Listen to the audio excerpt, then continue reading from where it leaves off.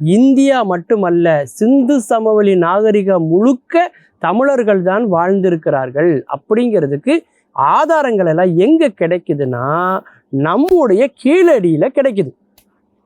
பலுசிஸ்தானில் நம்முடைய பிராகுயி மொழி பேசுகிறாங்க, அங்கே கிடைக்கக்கூடிய பல பொருட்களும் நம்முடைய கீழடியில் கிடைக்கக்கூடிய பல பொருட்களும் ஒத்துப்போகுது.